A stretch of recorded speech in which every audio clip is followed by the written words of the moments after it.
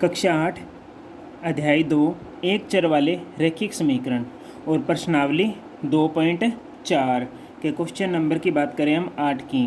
ठीक है, तो हिरण के एक झुंड का आधा भाग मैदान में चल रहा है। जो हिरण का एक झुंड है उसका आधा भाग तो मैदान में चल रहा है और शेष का 3/4 पड़ोस में खेल कूद कर रहे हैं। मतलब कि आधा भाग तो मैदान में चल रहा है और बाकी जो आधा बचा है उसका 3/4 3/4 खेल कूद कर रहा है। ठीक है, और शेष बचे 9 हिरण एक तालाब में पानी पी रहे हैं और 9 हिरण है साथ में, वो क्या कर रहे हैं, तालाब में पानी पी रहे हैं। तो झुंड में हिरणों की क्या ज्ञात करनी है, संख्या। तो झुंड में हिरणों की संख्या ज्ञात करो।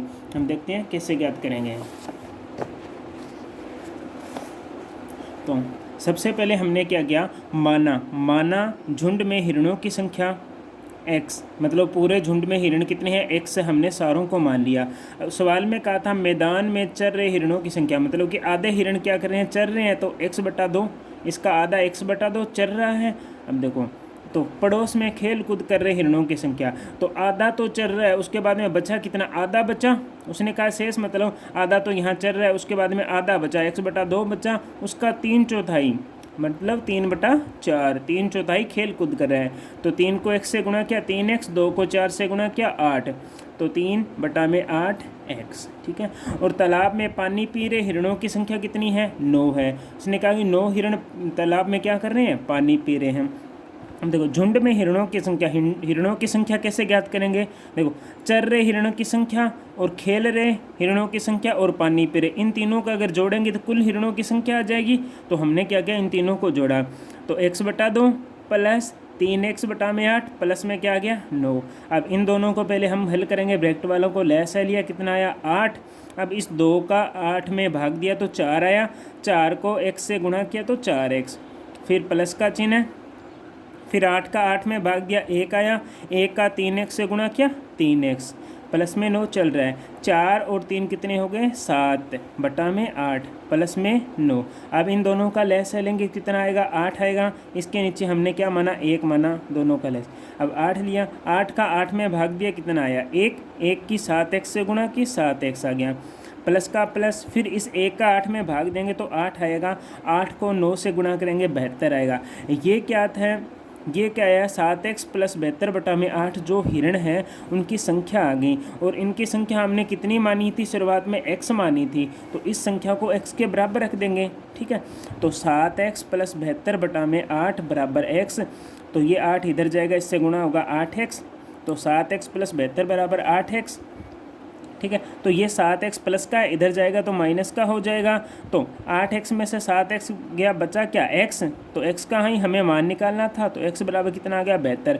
तो झुंड में हिरणों की संख्या कितनी आ जाएगी, 72 आ जाएगी, जो कि हमें ज्ञात करनी थी। उसके बाद में सवाल नंबर 9। सवाल नंबर 9 में क्या कहा गया है, दादाजी की आयु अपनी पोत्री की आयु की 10 गुनी है। दादाजी की आयु अपनी पोत्री की आयु की 10 गुनी है। यदि उनकी आयु पोत्री की आयु से 54 अधिक है तो उन दोनों की आयु ज्ञात कीजिए। उन दोनों की क्या ज्ञात करनी है, आयु ज्ञात करनी है। तो कैसे करेंगे, देखो, सबसे पहले हम मानेंगे सवाल में क्या दिया है।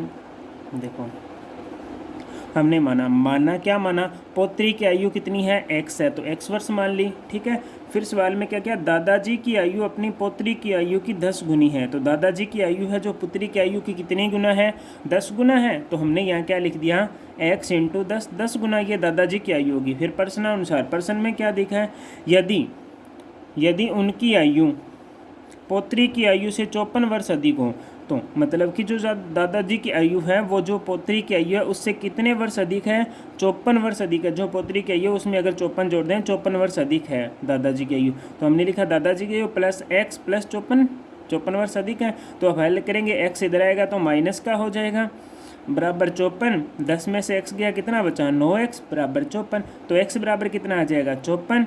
ये 9 गुणा में इधर आके भाग में, तो 54 में 9 का भाग देंगे, कितना आएगा, 6। तो x का मान हमारे पास में 6 आ गया।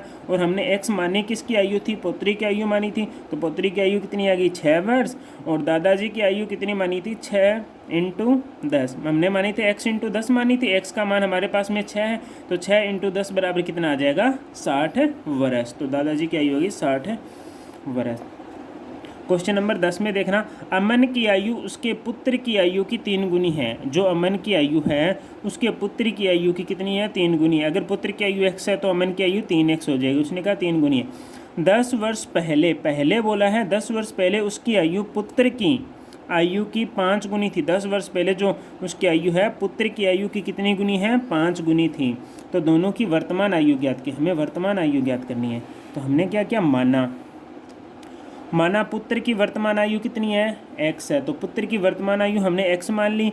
फिर अमन की वर्तमान आयु कितनी हो जाएगी 3 गुणा x, उसने बोला 3 गुनी है, तो 3 गुणा x बराबर 3x।